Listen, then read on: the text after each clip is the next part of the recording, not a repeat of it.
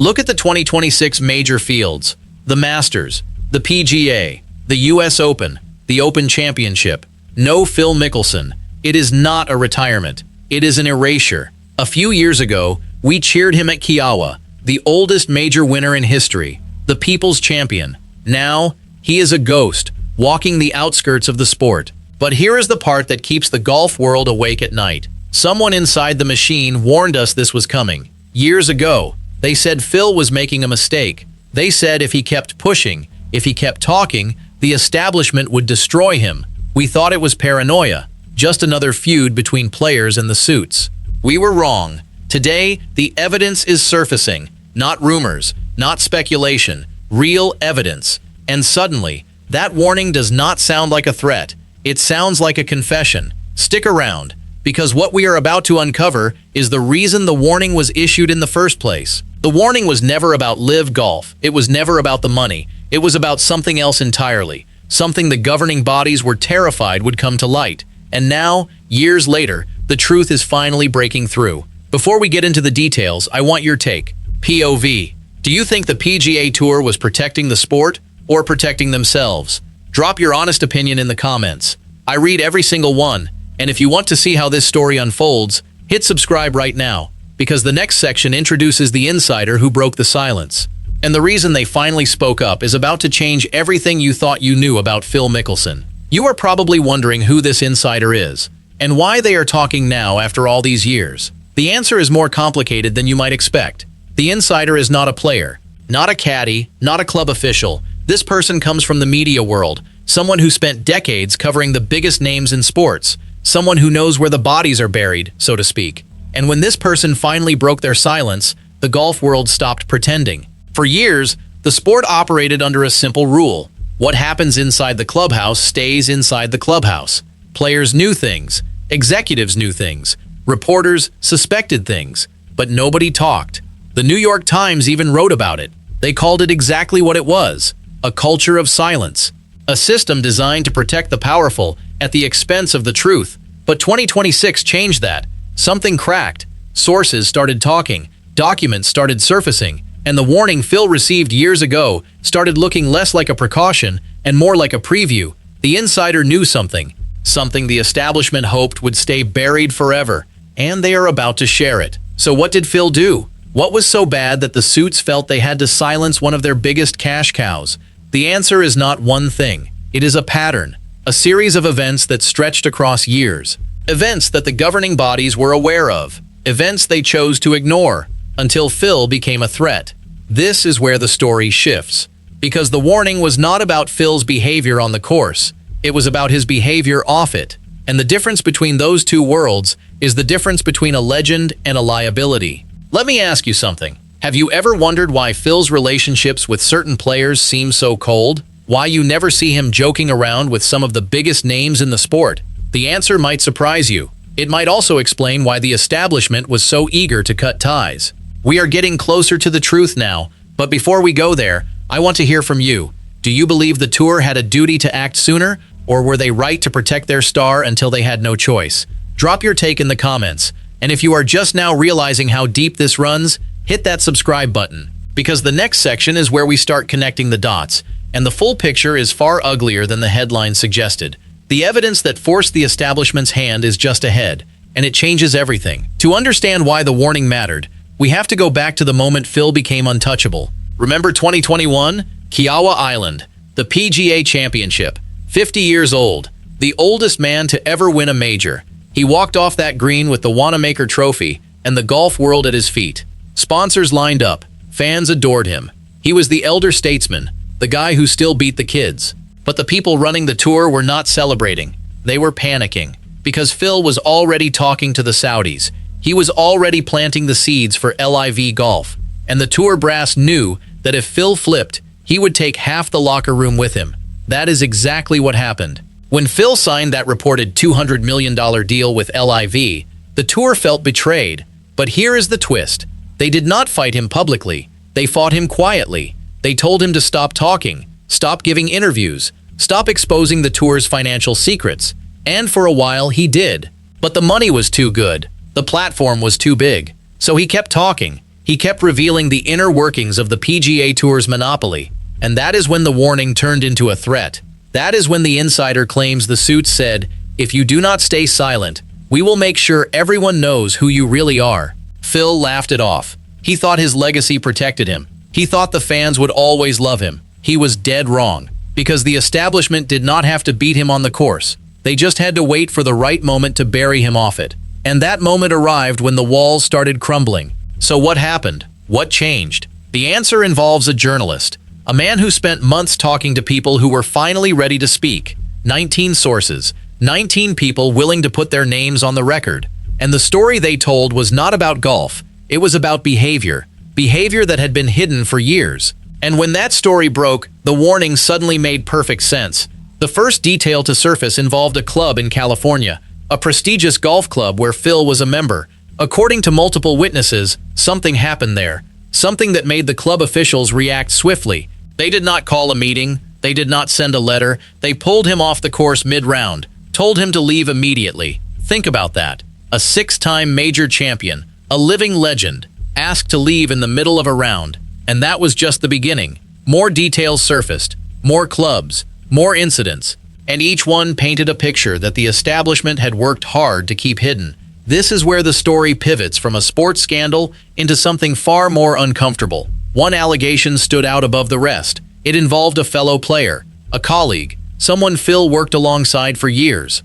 According to multiple sources, Phil crossed a line that no friendship can survive. At a private gathering, he allegedly did something that shocked everyone present, something that made the room uncomfortable, something that changed how people saw him. This was not a rumor. This was reported by multiple people who were there. The player involved has never spoken publicly about it. But ask yourself this: have you seen them together recently? Have you seen them in the same room, laughing, practicing, or even acknowledging each other? The silence between them is louder than any statement. Phil's legal team responded quickly. They called it an attack. They claimed the accusations were exaggerated, but the journalist and his team fired back. "We gave Phil and his team a chance to respond before publication. We stood by our reporting then, we stand by it now. And here is the part that should terrify every player on that tour. The governing bodies knew about these patterns for years. They knew about the club dismissals. They knew about the private gatherings. They knew about the complaints. And they did nothing. They let him keep winning. They let him keep selling tickets. They let him keep his sponsorships until he became a liability. The moment Phil started exposing the tour's secrets, the protection vanished. The insider warning was not just a threat, it was a promise. They said, "If you don't stay silent, we will make sure everyone knows who you really are." And when Phil refused to stay silent, they dropped the hammer. They cooperated with reporters. They leaked documents. They burned him down. Now let me give you the exact names, the exact events, the exact reasons this warning was issued. Because you deserve the full truth after waiting this long. The insider who broke the silence is Trey Wingo. He is not a random commentator. He spent years at ESPN covering the biggest stories in sports. He knows the room. He knows the executives. And when he speaks, the front offices listen. His verdict on Phil Mickelson was chilling. He said, "I can assure you, you will never see Phil Mickelson in any official capacity on the PGA Tour again. That bridge has been burned, bombed, nuked, and lasered." Think about that language. Burned, bombed, nuked, lasered. He did not say stepped away. He did not say retired. He said erased. That is how complete the destruction is. And Wingo felt safe saying this because the evidence was already public. The journalist behind the investigation is Shipnuck. He published his report in June 2026. 19 sources, 19 people willing to speak on the record. And the first specific location was the Farms Golf Club in Rancho Santa Fe, California. This is where Phil was a member. According to multiple witnesses, Phil made an inappropriate advance toward a female employee. The club officials did not call a meeting. They did not send a letter. They pulled him off the course mid-round, told him to leave immediately, and then they removed his picture from the wall, erased his existence from their clubhouse as if he had never been there. But that was not the only club. Shipnuck's investigation revealed that Phil had been dismissed from 3 separate California golf clubs. 3. The Farms was just the most dramatic because he was literally escorted out while playing. The pattern was consistent. Inappropriate behavior toward women, club officials deciding they had enough, and then silence. No press releases, no public statements, just quiet expulsions that the golf world never heard about. until now. Then came the allegation that shocked even the most cynical insiders. It involved Pat Perez. Pat is a fellow PGA Tour player and LIV colleague. He and Phil were friendly. They played together, they shared locker rooms. But according to Shipnuck's sources, Phil crossed a line that no friendship can survive. At a dinner gathering, Pat Perez stepped away from the table, and Phil allegedly used that moment to show Pat's wife Ashley a photograph, a nude photograph of himself. He then invited her to his hotel room. This was not a rumor. This was reported by multiple sources who were present. Think about the betrayal. Pat Perez was a colleague, a friend, and Phil allegedly did this while Pat was in the same building. The disrespect is staggering, the audacity is unbelievable, and the fact that this story stayed buried for years tells you everything about the culture of silence in professional golf. Phil's legal team responded. They called it an anonymously sourced drive-by shooting. They claimed the photo was not fully nude. They said it was just a shirtless photo. But Shipnuck's editor, Ben Boscovich, fired back immediately. We gave Phil and his wife a chance to respond before publication. We stood by our reporting then. We stand by it now. The question you have to ask yourself is this. If the photo was just a shirtless picture, why did the story cause such devastation? Why did 3 clubs ban him? Why did his sponsors all flee? Why did the PGA Tour build a rule specifically to keep him out? The answer is simple. The photo was not the problem. The pattern was the problem. The multiple incidents across multiple years, the complaints that were filed and ignored, the whispers that the establishment chose to bury. That is what destroyed Phil Mickelson. Not one mistake. A lifetime of behavior that the sport protected until it could no longer afford to. Now we are watching the aftermath. LIV Golf is crumbling. The Saudi Public Investment Fund is pulling its money in late 2026. The league Phil sold his reputation to join is effectively dead. So where does he go? Back to the PGA Tour? Not a chance. The tour announced a returning member program for LIV defectors, a pathway back. But there is a catch. To qualify, you need to have won a major or a players' championship between 2022 and 2025. Phil's last major win was 2021. He misses the cut by 1 year. 1 single year. That is not a coincidence. That is a carefully crafted exclusion. They wrote the rule specifically to keep him out. They knew his last major was too old. They knew he would not qualify. And they knew the world would notice. It is the final, brutal act of a war that Phil started and lost. The bridge was not just burned. It was engineered to collapse underneath him. And he walked right onto it. So where is Phil Mickelson today? Not in the Masters. Not in the US Open. Not in the Open Championship. For the first time since 1989, he is missing all 4 majors in a single season. He cited family health issues. But the health issue is not his family. It is his reputation. His sponsors have all vanished. KPMG, Amstel Light, Workday, Callaway, American Express. They did not just pause the contracts, they terminated them. He is a free agent with no free market. He is a legend with no stage. His lawyer threatens defamation suits. His team issues statements calling the reporting false. But the facts keep piling up, and the silence from his peers is deafening. Where are the statements of support from fellow players? Where are the denials from the clubs? They are nowhere. Because Trey Wingo was right. They all knew. They all protected him. And now they are all walking away. The most chilling part of this entire story is not what Phil did. It is what the establishment allowed him to do for decades. They let him build a legacy while knowing the foundation was rotten. They celebrated him publicly while whispering about him privately. And they only turned on him when he turned on them. That is the true corruption at the heart of this sport. It is not about money. It is about power. And Phil Mickelson challenged that power. He made the mistake of thinking his fame could shield him. He was wrong. Now we know why they told him to stay silent. It was never about LIV. It was never about the Saudi money. It was about the farms. It was about the 3 clubs. It was about Pat Perez's wife and that photograph. It was about the pattern of behavior that the tour had buried for years. They warned him because they knew the truth would destroy him.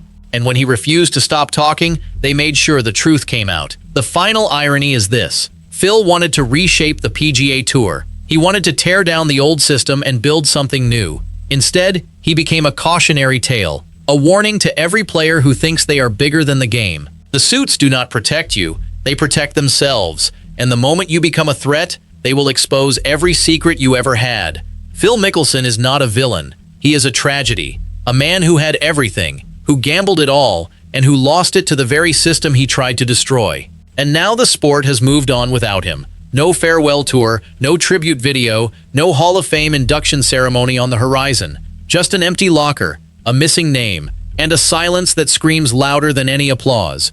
Before you go, I want your honest verdict. Do you think Phil deserved to be exiled? Or is the tour being hypocritical by punishing him for behavior they ignored for years? Drop your thought below. And if this breakdown gave you the real story behind the headlines, hit that like and subscribe, because we are not done covering the chaos in this sport. The next piece is already in motion, and it is going to be even bigger. But for now, remember this: the greatest players are not always the greatest people, and the most dangerous thing a legend can do is make the people in power afraid of him. Phil learned that lesson too late.